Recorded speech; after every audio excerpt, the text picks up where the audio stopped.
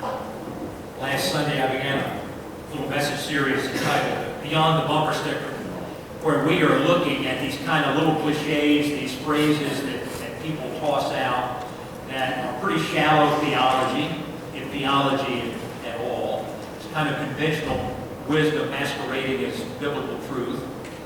And what we really find is that people think they may be aligned with Scripture or quoting Scripture or saying something that God said. It wasn't anything that God said. It's not anything that is found in the Bible. And so last week we looked at the bumper sticker that says, God just wants me to be happy.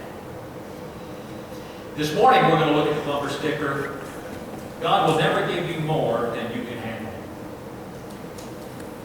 I have heard that, been pastor for 31 years. I have heard that time and time and time again. And you know, I don't want to throw past stones, because when folks say things like this, they're trying to be helpful. They're well-meaning, they're well-intentioned. But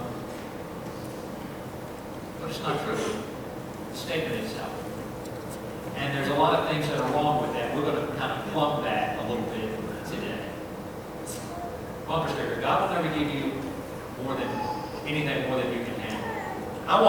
We're going to look at Paul here in just a second. I want to give you just some statements from Scripture of people of deep faith.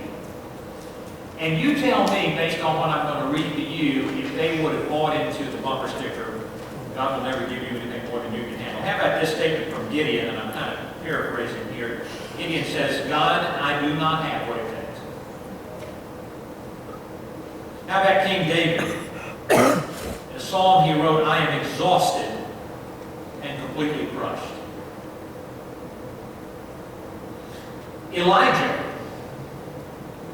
Elijah says this, I have had enough, Lord, take my life. Wow. How about Job? Terrors overwhelm me, suffering grips me. The prophet Jeremiah, cursed be the day I was born. I want you to think about those statements from these people of faith. Because I'm going to suggest to you this morning that there's a lot wrong with that statement.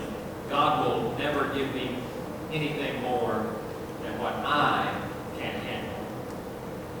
So we're going to look at what the Apostle Paul wrote in his letter to the Corinthians, in 2 Corinthians chapter 1, verses 8, 9, and 10. And we're going to kind of work through that bumper sticker and hopefully come out with a new bumper sticker. Okay? A new understanding. Paul writes, we do not want you to be uninformed, brothers, about the hardships we suffered in the province of Asia. We were under great pressure, get this, far beyond our ability to endure. Wait, I thought God didn't give you anything beyond your ability to endure. I thought that's what the bumper sticker said. Far beyond our ability to endure, so that we despaired even of life. Indeed, in our hearts we felt the sentence of death. But this happened that we might not rely on ourselves, but on God who raises the dead. He has delivered us from such a deadly peril, and He will deliver us. On Him we have set our hope, that He will continue to deliver us as you help us by your prayers. Then many will give thanks on our behalf for the gracious favor God granted us in answer to the prayers of men. Well, let's begin by thinking about, again, the bumper sticker, God will never give you more than you can handle. And where does it come from? And more importantly, what would it imply? What would it really imply?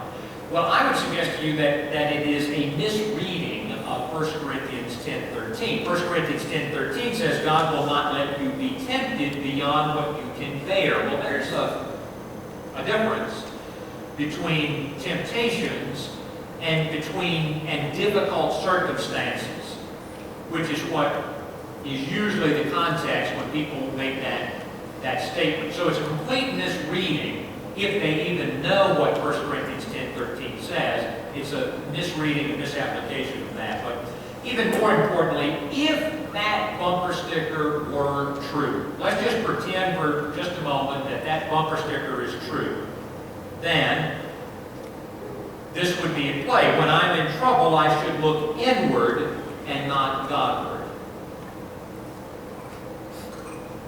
Because the bumper sticker tells me that I ought to be able to handle whatever it is that's coming at me. And so I'm going to look inward, not Godward, if that bumper sticker is true. Even kind of deeper than that, if I am truly self-sufficient, if I have all the resources I need within me to handle whatever is coming at me, why do I need God? Why would I ever cry out to God? Why ever would I call to God? Why ever would I pray to God if I'm self-sufficient? If I have everything I need within me to handle what comes at me, why would I need God? Why would I call on Him? Why would I think He has resources that I need to lay a hold of if I'm self-sufficient? Another thing that bumper sticker would imply is that all trials must be fair. And by that I mean this, that no trial, no circumstance, no difficulty will come at me that is ever beyond my abilities to take care of. Thus, all trials are fair. They will equal and never exceed my personal abilities. That's what that bumper sticker would mean. That's what that bumper sticker theology is implying. And then, if I am overwhelmed, then God must have faith. Because if God is never going to allow or give me anything more than I can handle, and I'm in a situation or circumstance that is beyond my ability to handle, then God must have faith. And therein really is the ultimate problem with this whole matter of bumper sticker theology. When taken to their ultimate conclusion, they can lead one to think, you know what, God must not be who He claims He is. God must not be able to do what He claims He can do. God fails. And that's really the danger of these bumper stickers that we're going to look at this morning and last week, and we're going to look at for the next couple weeks. And so I want us to think, not with a bumper sticker mentality, I want us to think with a biblical mentality. And we're going to use what Paul writes here in 2 Corinthians to think about what really is going on when I am facing circumstances that are beyond my ability.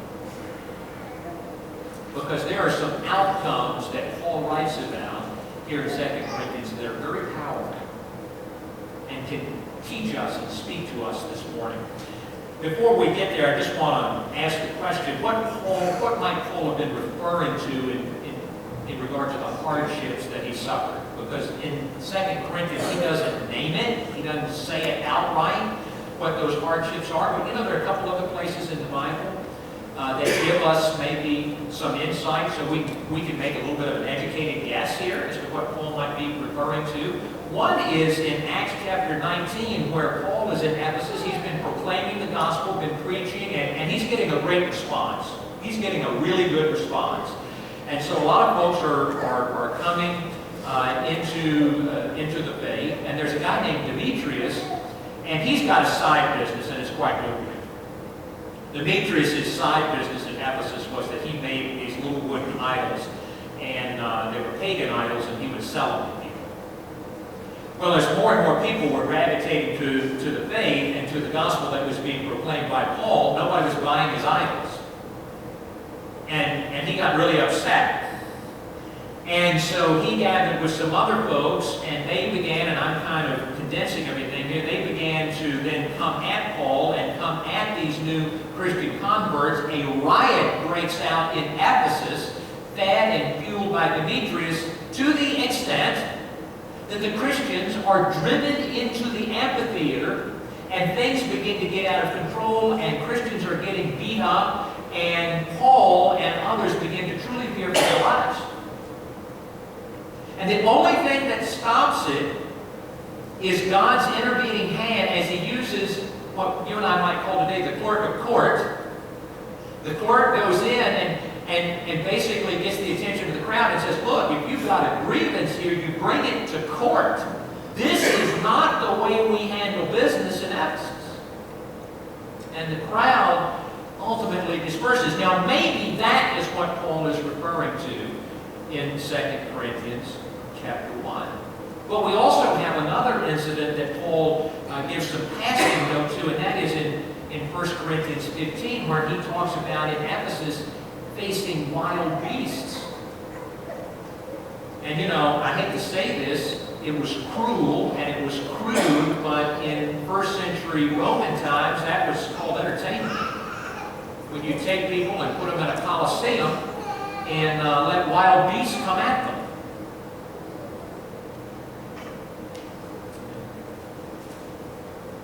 It's hard for us to imagine that a quote-unquote civilization would do that as a form of entertainment, always have a little sellout crowd. And so Paul intimates that he was in such a circumstance. So, with those as kind of educated, biblically based guesses at what Paul may be referring to here, let me just say, it goes without saying, when Paul talks about hardships, he's not talking about having a headache, he's not talking about having a sinus infection.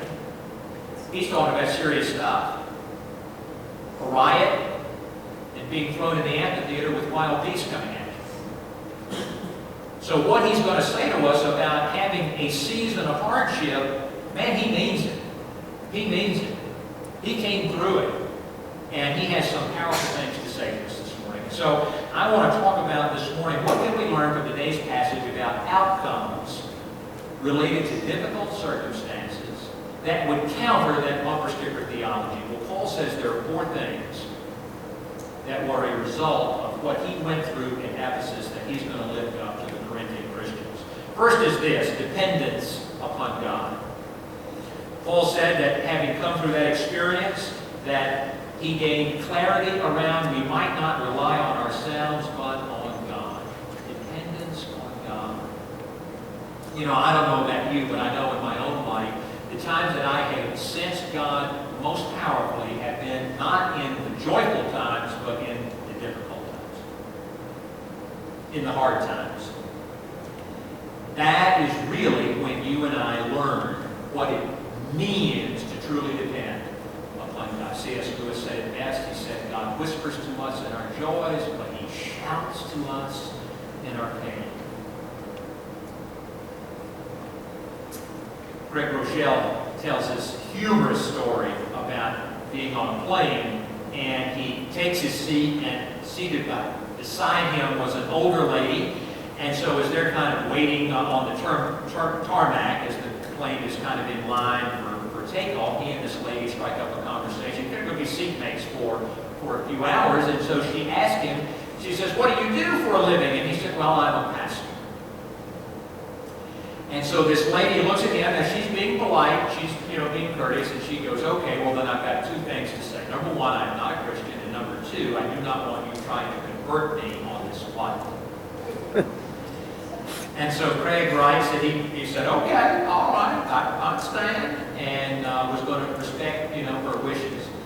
And so he says about halfway through the flight, they're about, 30 or 40,000 feet up, he said the plane hits turbulence. And if you've ever flown, turbulence happens from time to time, and there's turbulence, which is kind of like being in a car on a bumpy road. The plane kind of shakes a little bit, you kind of get through it, no big thing, and, all is well. That's turbulence. And then there's like turbulence. And that's like when the plane drops, and you feel like your intestines kind of come up to about ear level, and the plane like will shift to the right or shift to the left, but it's up and it's down, and and you start to feel nauseous, and half the plane is rededicating themselves to Jesus Christ, and this kind of thing. That is turbulence. Well, Craig said we were in turbulence, white-knuckled turbulence, and we were not coming out of it, and the plane was, up and down and up and down. And he said, this lady looks at me, who would say, I'm not a Christian, and don't try to convert me. Lady looks at me in the midst of this and says, look, I know you're praying for you. Throw one up for me too. When things get difficult, that's when dependence upon God is real clear. And Paul done right here in 2 Corinthians chapter 1 that, during hardships, we just kind of dug down deep within us and just kind of gutted it out. Not what he says. He's not buying into the bumper sticker.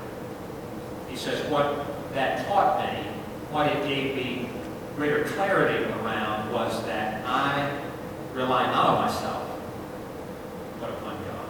So one of the outcomes was dependence on God. Second outcome was deliverance by God. He came through it. He came through it. And so Paul writes a couple of places, God, has delivered us. We made it through. We came out on the other side, on the other end. And for Paul, that's not because of who he was. That's not because of some internal fortitude that he had. It's not because of him being self-reliant and self-sufficient. Paul doesn't say, we delivered ourselves, I delivered myself. He says, God delivered us. And so all the credit goes to God. They made it through. They came out on the other side. The third outcome is a demonstration of God, a demonstration specifically of His power. And Paul says a wonderful thing here. He reminds the Corinthian Christians, he says, the God who delivered me, the God upon whom I depended, is the God who raises the dead.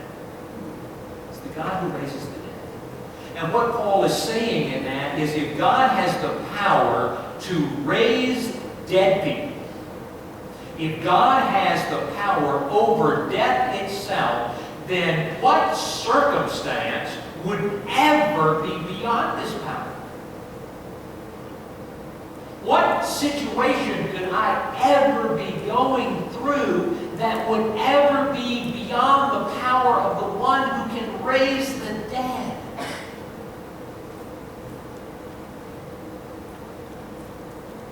And so Paul, when he looks back on that season of hardship in Ephesus,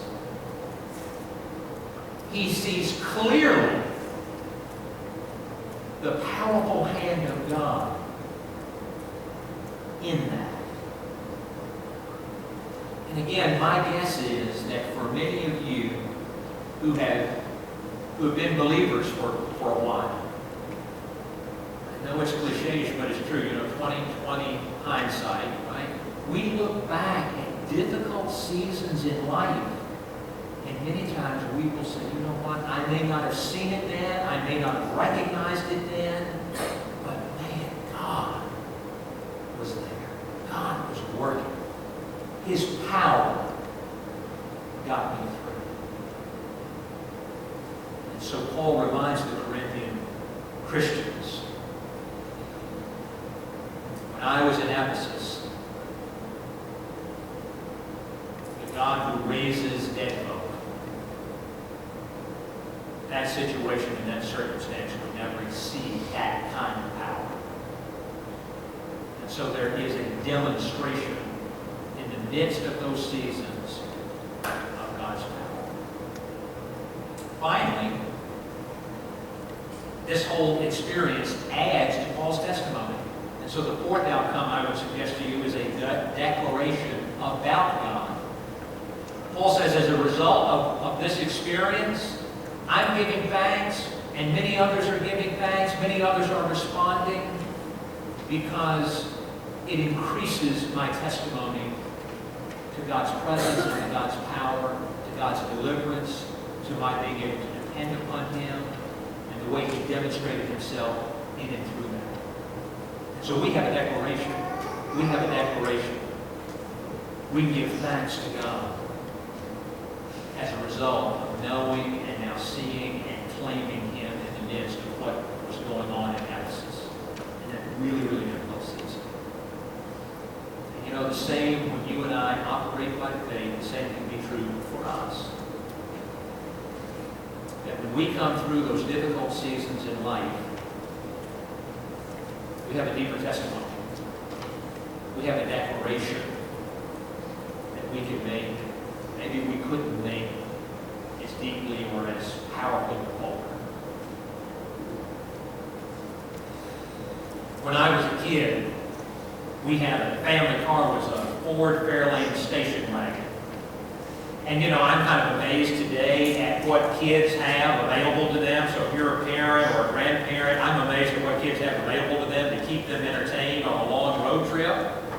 Right? You know, I've never had one of these, but you know, you've seen the ads for the minivans that now have the, you know, the pop-up screens or the pop-down screens. You can put a DVD in, they can sit there and enjoy a, you know, a Disney movie for a couple of hours while you're motoring down the interstate. And now you've got iPads and smartphones, and they plug into the dashboard, and all of this kind of stuff.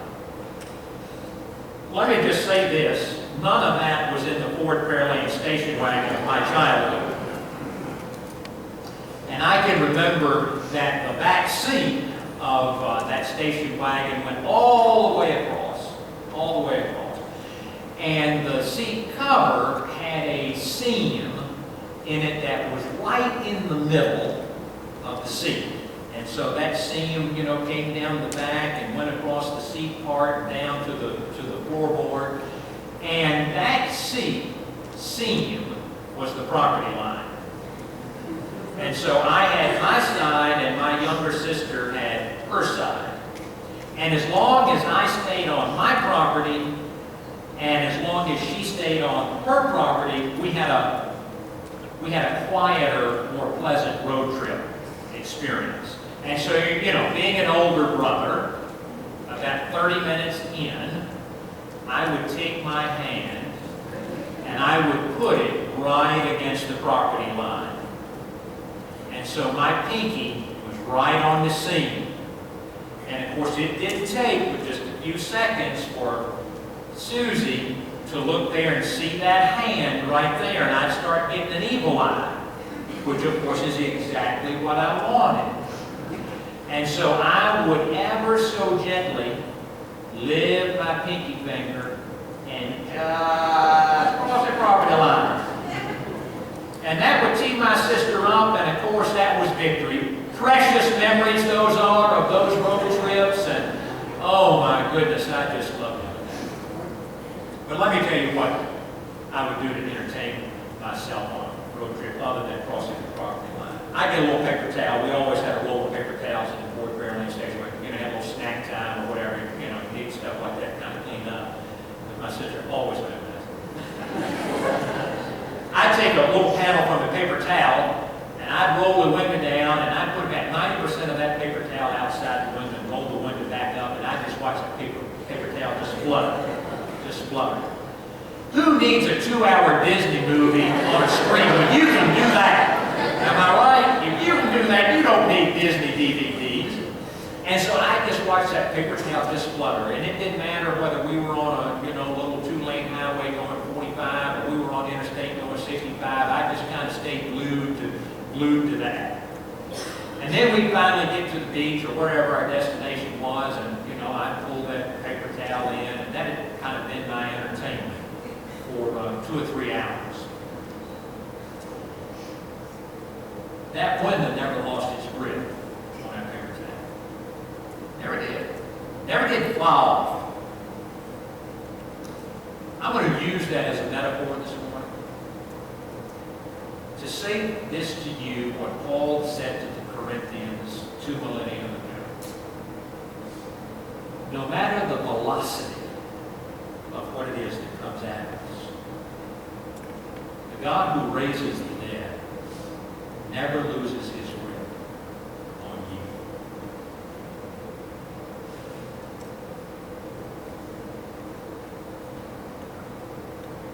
And when things come at you that are overwhelming, when you feel like Gideon or David or Elijah or Job or Jeremiah or Paul,